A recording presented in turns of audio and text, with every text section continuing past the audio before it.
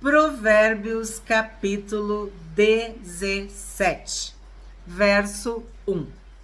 Melhor é um bocado seco e tranquilidade do que a casa cheia de carnes e brigas. Nós já estudamos um versículo bem parecido com esse. Aqui não está falando mal da carne. Nós aqui no Rio Grande do Sul gostamos muito de churrasco. O que está falando aqui?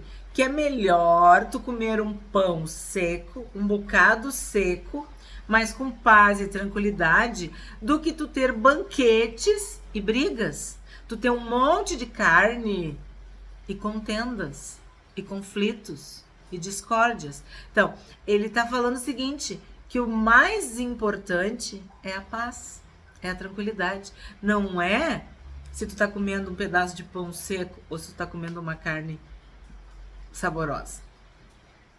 2.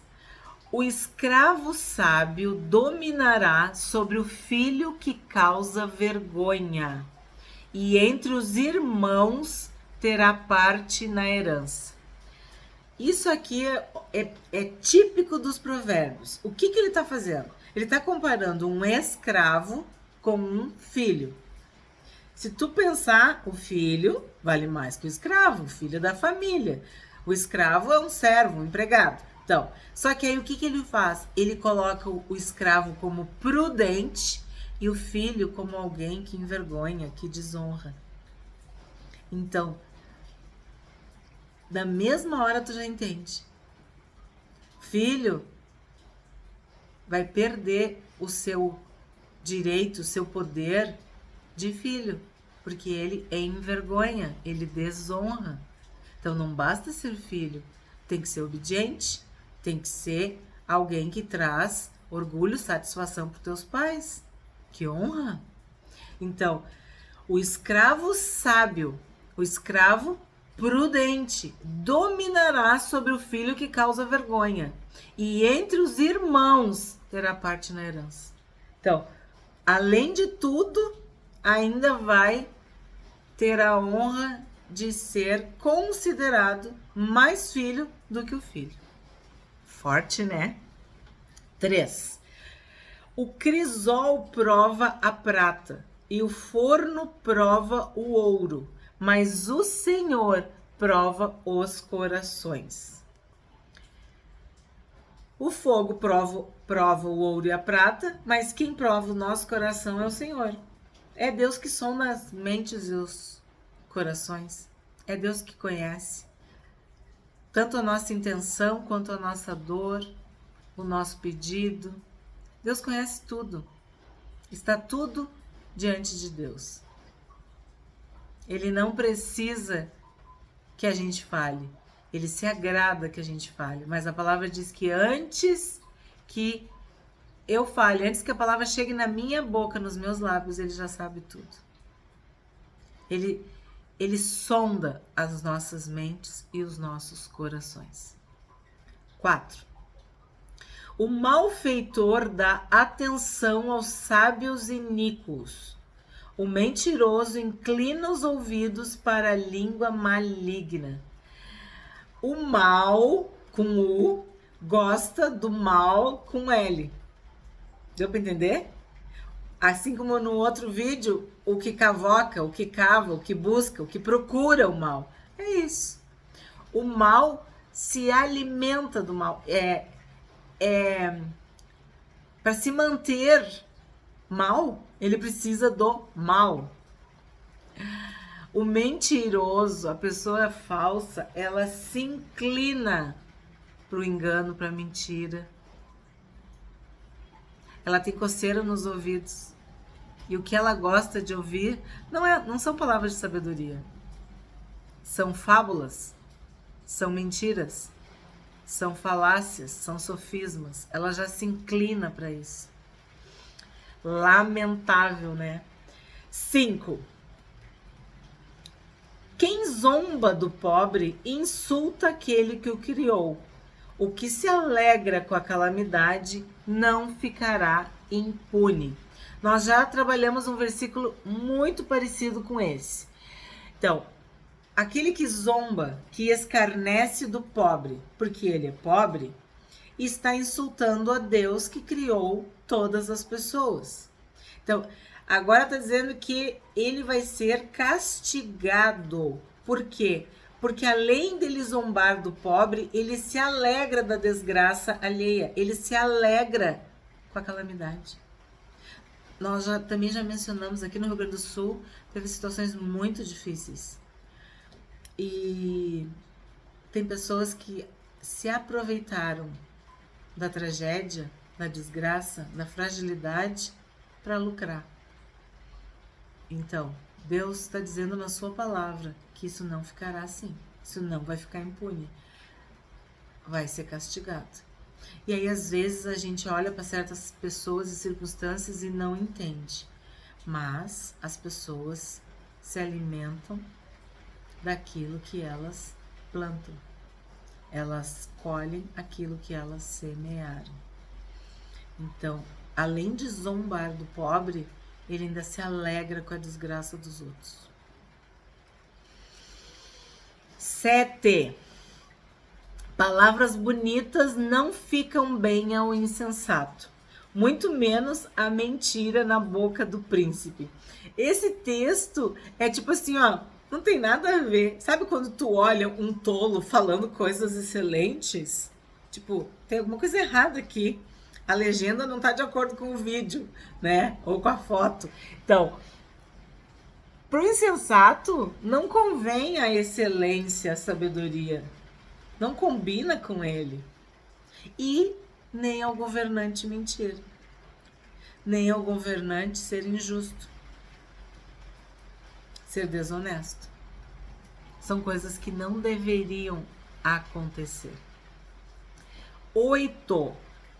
O suborno é pedra mágica. Vou ler de novo. O suborno é pedra mágica aos olhos de quem o oferece. Onde quer que for oferecido, dará resultado. Não gostei, vou ler de novo. O suborno é pedra mágica aos olhos de quem o oferece. Onde quer que for oferecido, dará resultado. Aí tu pensa assim, mas o que está dizendo que o suborno é bom? Não, está dizendo que o suborno funciona. Que o suborno é eficiente. Que quando as pessoas não conseguem encontrar um crime, um pecado, um erro na vida, elas subornam outros para mentir. O suborno tem o poder de fazer acontecer o que a pessoa quer. Ela quer dizer que ele é adúltero? Ah, ela vai conseguir. Ela vai encontrar provas. Ela vai encontrar testemunhas. Ela vai fazer tudo para provar que aquela pessoa é adúltera. Ou que é um assassino. Ou que é um ladrão. Estou dando um exemplo. Por que alguém suborna alguém? É para imputar àquela pessoa um crime que ela não cometeu. Ou para fazer com que aquela pessoa diga que o criminoso, o culpado, é inocente. Anular as sentenças, entendeu? Fazer com que aquela pessoa fique livre. Aí, sabe o que me lembra esse verso 8? Aquela parábola que o Senhor Jesus contou do administrador infiel. Ele não era bom de serviço, ele não era um bom administrador. E nós sabemos que o Alexandre, além de ser contador, ele também é administrador. E nós sabemos a importância de um administrador de empresas, seja onde ele estiver.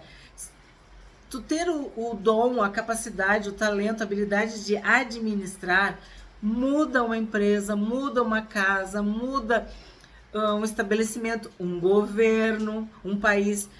Lembra da história de José? Ele era um administrador e ele era tão fiel que Faraó deu toda a autoridade para José. esta parábola que o Senhor Jesus conta, essa história que o Senhor Jesus conta do administrador infiel, já deixa claro que ele não era um bom funcionário, ele não era um bom trabalhador, não era um bom administrador, era um administrador infiel. Mas ele soube que ele ia ser demitido. Ou, não sei, né? Não me lembro. Se o próprio patrão disse, ó, eu vou te demitir. Mas aí o que ele faz? Ele chama aqueles que deviam para o seu patrão. E aí, eu não vou lembrar agora todos os detalhes. Mas ele diz assim, tu deve quanto pro meu patrão? 80? Eu vou botar aqui que tu deve 50. Tu deve quanto? 100? Não, vou botar que tu deve 80. Tu deve quanto? 50. Não, te preocupa. Vou botar aqui que tu deve. Entendeu? Ele foi alterando. Por quê? Aquelas pessoas ficaram na mão dele. É um suborno? E o que o Senhor Jesus diz nesse contexto? Os filhos das trevas são mais atilados, mais espertos que os filhos da luz. Então, quando tu estiver no mundo, é bom ser amigo daqueles que são do mundo. Por quê? Porque o mal, lembra? O mal tá sempre com o mal. E eles se mordem uns aos outros, se engolem uns aos outros, fazem mal uns pros outros. Então, o Senhor Jesus está dizendo, é bom tu ter amigos, né? Uma ironia. Ele está querendo dizer o quê? Que tu vai conseguir que essas pessoas fiquem do teu lado, porque elas vão estar presas. É um suborno. Então, o suborno, ele funciona. Ele funciona. É uma coisa utilizada desde sempre pelos seres humanos. Tipo assim, ele compra o silêncio ou a fala de alguma pessoa. Ela quer que a pessoa não diga o que ela sabe ou que ela minta a respeito de algo que ela nem sabe o que é. Então é isso que esse texto está dizendo. Não é uma apologia ao suborno, não. É dizer que, sim, ele é um método maligno, demoníaco, perverso, mas que funciona, que atinge seus objetivos. É isso que quer dizer. 9. Quem encobre a transgressão fortalece a amizade, mas o que insiste no assunto separa os maiores amigos. Esse versículo aqui, ele é muito bom também para casamento, viu? Quem perdoa uma ofensa mostra que ama, mostra amor. A Bíblia diz que o amor cobre uma multidão de pecados. Aqui, quando ele fala de cobre a transgressão, não é que bota para debaixo do tapete. É o sentido de que resolve, de que aquilo não tem mais o poder do mal, do pecado, do erro, porque foi coberto, foi resolvido, parou aquilo. É nesse sentido. O amor cobre uma multidão de pecados. Quer dizer o quê? Ele está por cima, ele é mais forte do que o pecado. Porque tu está perdoando. Tu perdoou a ofensa, tu perdoou a transgressão. Então isso é muito importante. Agora, quem traz o assunto à baila, quem insiste no assunto, quem fica sempre falando, separa os maiores amigos. Não tem maior amigo, melhor amigo do que um cônjuge, seu marido, sua esposa. E aí, o casamento é o exercício diário do perdão. De tu relevar, de tu cobrir isso com amor, com perdão. Aí tu perdoou. Aí passa um tempo, tu vai lá e fala daquilo. Entre nós, a gente fala, tu tá desenterrando cadáveres? Quando tu desenterra cadáveres, eles cheiram mal. E eles trazem doenças. Aquilo prejudica o relacionamento. Então, esse versículo aqui é muito bom pro casamento, pros relacionamentos em geral. Se tu perdoou, morreu. Se morreu, tá morto, né? Enterrado, sepultado, como é que é? O Alexandre de 7 palmos debaixo da terra. Acabou. Não fala mais sobre aquilo.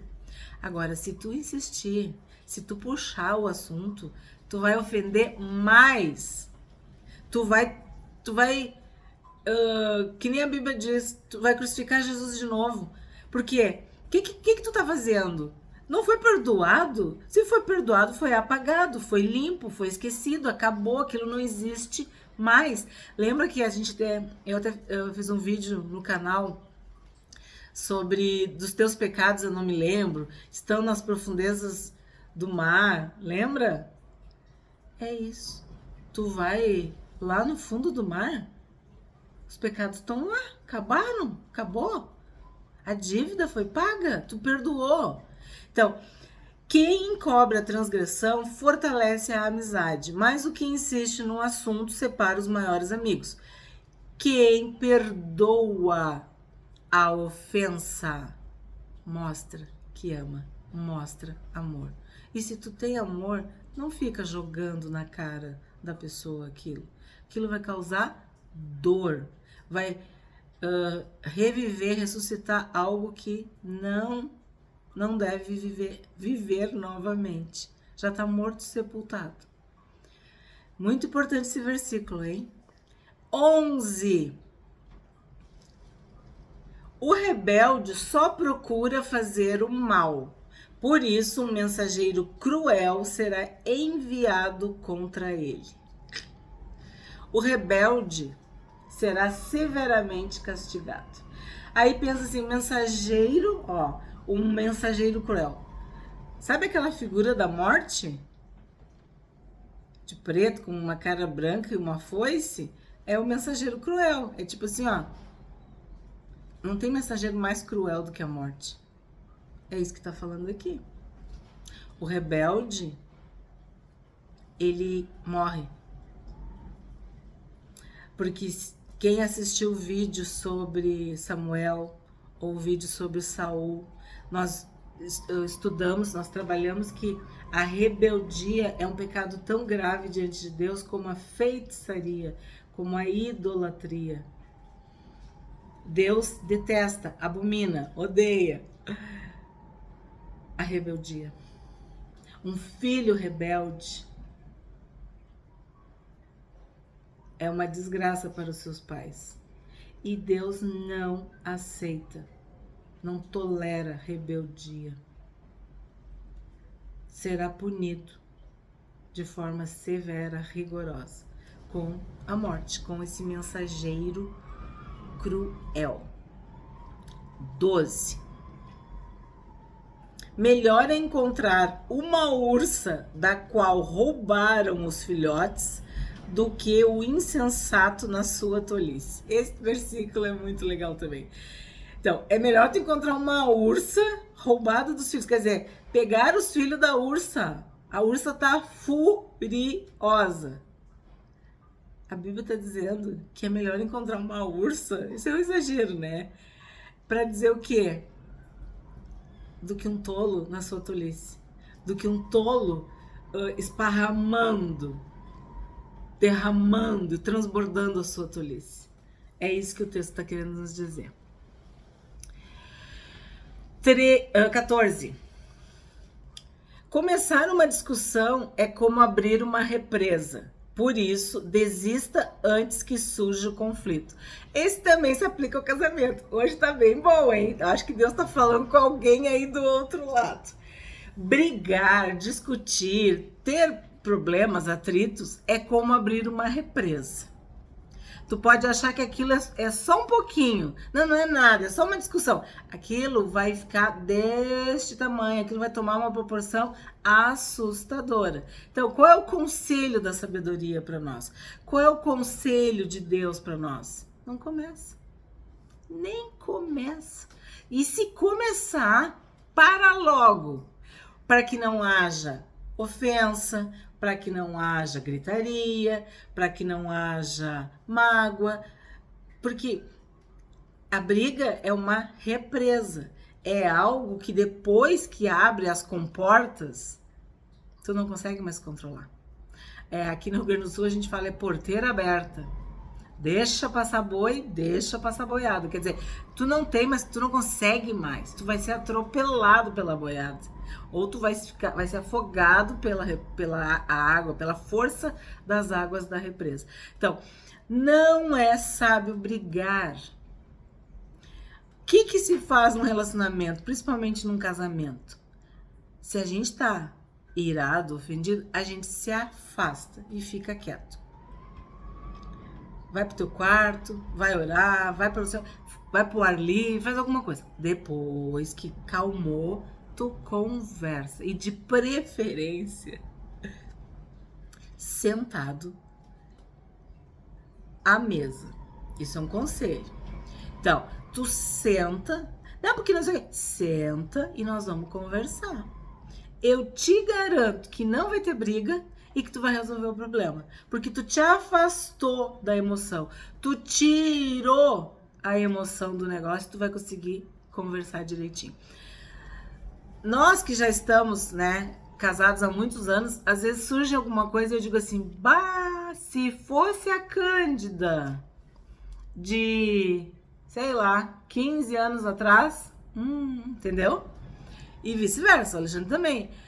A gente vai entendendo que aquilo é uma cilada, uma armadilha, uma pegadinha. Então tu evita começar aquilo ali porque tu já conhece o final daquilo, que é uma briga, que é uma discussão. Começar uma discussão é como abrir uma represa. Por isso, desista antes que surja o conflito, antes que dê problema, certo? Olha, acho que é o terceiro conselho que se aplica ao casamento, hein? Aos cônjuges. 15. O Senhor detesta, olha o verbo, eu tenho falado para você sobre esse verbo. O Senhor detesta quem justifica o ímpio e quem condena o justo. Ele detesta tanto um quanto o outro.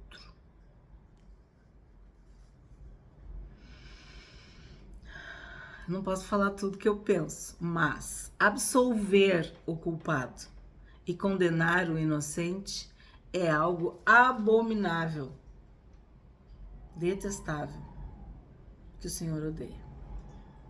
Cancelar, anular, né, crimes e imputar crimes para o inocente, sabe? A gente não tá nesse estudo, mas no primeiro de Provérbios estava 2 pesos e 2 medidas. A gente trabalhou muito os versículos sobre balança enganosa e 2 pesos e 2 medidas no Provérbios 1.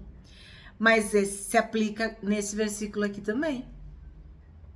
Absolver o culpado. Tu tá escutando o que eu tô falando? Absolver. Inocentar o culpado. E condenar o inocente. Isso Deus detesta. Deus abomina. A gente não sabe o que é pior. Eu não sei o que é pior. Não, acho que pior é condenar o inocente, né? O que tu acha que é pior?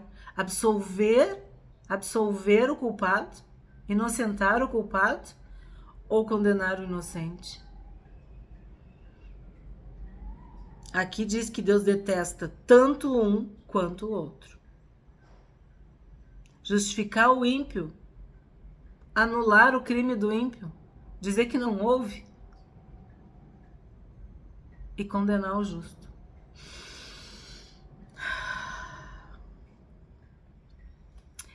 XVI. De que serviria o dinheiro na mão do tolo para comprar a sabedoria? Se ele não tem entendimento. Esse aqui é muito bom. Investir num tolo.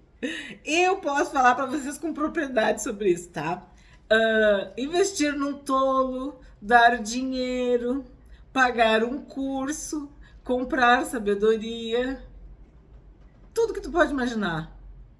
Não adianta nada. Dá teu tempo, ensinar, corrigir. Não adianta nada. Sabe por quê? Porque ele não quer aprender, ele não quer crescer, ele não quer sair daquele caminho, que é o que a gente está vendo. O tolo, ele se alimenta da tolice, assim como o sábio da sabedoria. Será que vocês estão entendendo? Essa tecla está sendo batida desde o início, nesse segundo estudo, porque os versos vão se complementando. A palavra de Deus é perfeita, ela é viva, ela é eficaz, ela é maravilhosa. Então, Deus vai nos ensinando, reforçando que é isso. Quem é sujo, se suje mais ainda. Quem é santo, se santifique mais ainda. Quem é sábio, faça tudo para ter mais sabedoria. E quem é tolo, vai continuar tolo. Ó, o que adianta se ele não tem entendimento? De que serviria o dinheiro na mão do tolo para comprar sabedoria, se ele não tem entendimento? Lembra das pérolas aos porcos? É isso aí. Aí agora tu vai entender, ó, o 17, por que eu não tô trabalhando? Porque eu trabalhei o 17 no Provérbios do primeiro semestre. É isso que talvez vocês não estejam entendendo. Porque a gente já tá com mais de 210 inscritos. Então tem pessoas novas entrando toda semana no canal e aí não entendem. Então, por que eu vou pular do 16 para o 18? Porque eu já trabalhei o 17 no Provérbios do primeiro semestre, que tu pode olhar a playlist. Provérbios primeiro semestre. Propósito de Provérbios primeiro semestre. Esse é estudo de Provérbios segundo semestre. Então vamos para o 18. Quem não tem juízo se compromete ficando por fiador do seu próximo. Esse tem um vídeo, olha, eu acho que eu não vou dizer que foi a metade do vídeo, mas uns 40% do vídeo eu expliquei bem direitinho sobre isso. É falta de juízo ser fiador. Tu não é bem certo se tu for fiador, porque a palavra tá te advertindo, não seja fiador. Simples assim, tá? 19. Quem ama a discórdia, ama o pecado. O que faz alta sua porta, facilita a própria queda. Esse versículo também é bem sério. Quem ama a briga, ama o pecado. Nós somos pacificadores. O nosso Deus é Shalom, é o Deus da paz. Jesus é o príncipe da paz. O fruto do Espírito Santo é paz. Então, a gente tem que viver em paz. E quem gosta de briga, quem gosta de discussão, quem gosta de ficar aquelas picuinhas, aquelas coisinhas, ama o pecado. Quem gosta de briga ama o pecado.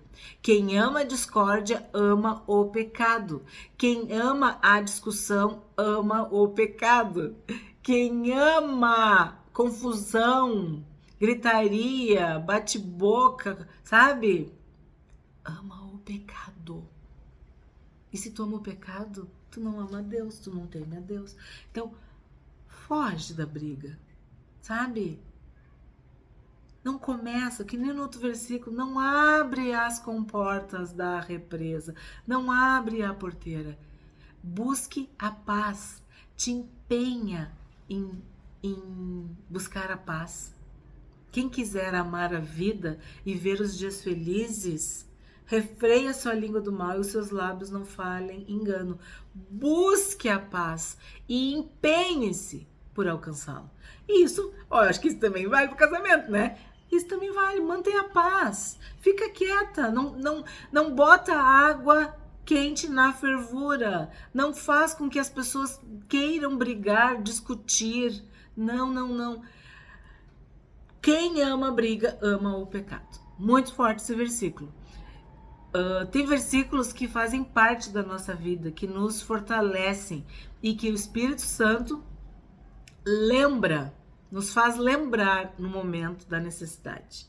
Então, por isso que a gente deve estudar muito. Olha esse. Tu tá com vontade de brigar, tu tá com vontade de discutir, tu achou que foi uma ofensa, foi um desaforo, mas tu não ama o pecado. Tu é de Deus.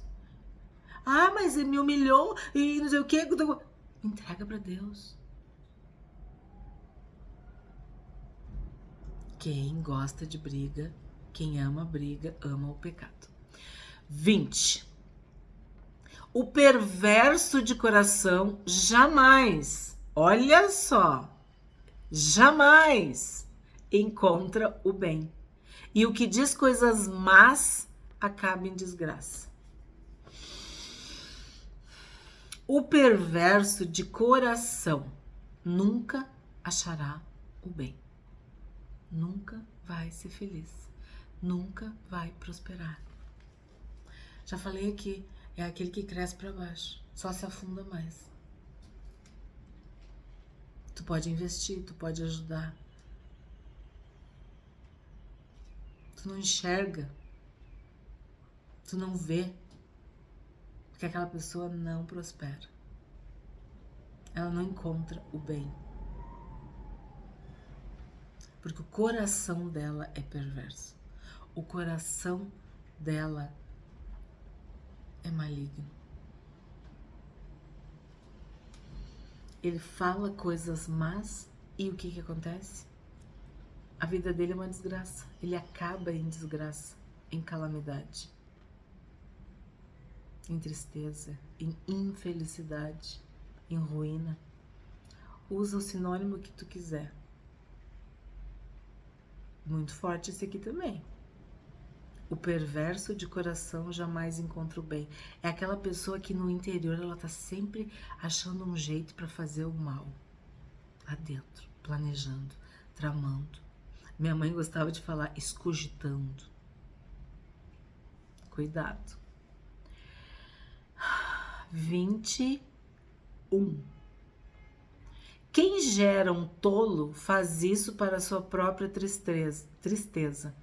O pai do insensato não terá alegria. Ah, meu Deus. O tolo e o rebelde entristecem o seu pai, sua mãe, sua família. Às vezes eu penso isso, porque olha o que a palavra está falando, né? Quem gera um tolo. As pessoas têm suas escolhas, livre-arbítrio. Tu cria com tanto amor, com tanto carinho, tu faz tudo, e a pessoa quer ser tola. Escolhe a tolice. Tristeza, é o que diz aqui. Tristeza. 22. O coração alegre é bom remédio, mas o espírito abatido faz secar os ossos. O coração alegre é bom remédio e o espírito abatido seca os ossos. O que quer dizer isso? Que quando tu já te derrubou por dentro, teu espírito está abatido, acaba toda a tua força. A força daquela pessoa se foi. Agora, um coração que é alegre, um coração que tem esperança, um coração que tem fé, o que ele faz? Ele não se entrega, ele é fortalecido, ele é renovado. Isso faz com que a pessoa vença. O coração alegre é bom remédio, o espírito abatido seca os ossos. 23. O ímpio aceita suborno secretamente para perverter as veredas da justiça. Lá vem o suborno de novo. Então, o perverso, o mal, o ímpio, o maligno, pensa nessa pessoa, tá? Ela aceita o suborno, ó, quietinha, em segredo, caladinho, secretamente. Para que ela faz isso? Ela não conta. Para perverter a justiça. O que é isso? Para financiar um crime, ou ser financiado por um crime, para um crime, compra leis, sentenças, licenças, provas falsas, compra pessoas, cala pessoas e faz pessoas falarem. Então, o suborno perverte a justiça. Não preciso falar mais nada, né?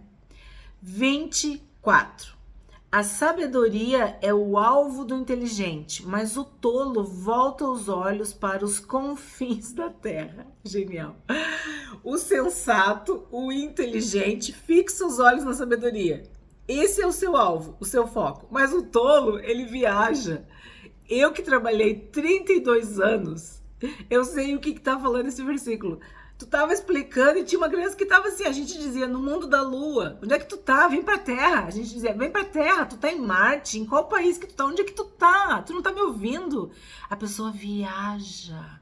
E olha, a Bíblia diz que vai para os confins da terra. O tolo volta os olhos para os confins da terra. Tem uma outra tradução que diz: ele viaja pelas extremidades da terra. A mente dele vai para qualquer lugar, menos para o que tu está ensinando. É a mesma coisa, às vezes está na igreja. Tem pastores que percebem isso e dizem: os irmãos, onde é que vocês estão? Tipo assim, às vezes a pessoa desliga e viaja, perde o foco total. Então, olha uma grande diferença entre o sensato, o inteligente, o sábio, o prudente, é que ele tem foco, ele presta atenção, ele está ali de verdade. Não só de corpo presente, mas de corpo, alma e espírito. Ele quer aquela aprendizagem, ele quer aquele conhecimento, ele quer entender. Ele quer aquela revelação, ele busca isso de Deus e em Deus. O tolo não, o tolo viaja, está totalmente fora. E incrível esse versículo. O tolo volta os olhos para os confins da terra. 26. Não é bom punir o justo, é contra todo direito ferir o príncipe. Bom, aqui está falando também querendo comparar o príncipe com o justo, colocando o príncipe justo no mesmo nível, para a gente entender o quê? Aquilo que a gente viu no outro, assim, de tu... O que é pior, se é tu absolver o culpado ou condenar o inocente, né? São coisas abomináveis diante de Deus. Então aqui, o que ele está querendo dizer? Ó? Não é bom punir o justo, é contra todo direito ferir o príncipe. Partindo do princípio que o príncipe é justo, partindo do princípio que o rei é honesto. Então, não é bom punir o justo e é contra todo direito ferir o príncipe. Então, é errado castigar, punir o justo, assim como é errado açoitar, ferir os líderes, os príncipes. Este foi Provérbios 17.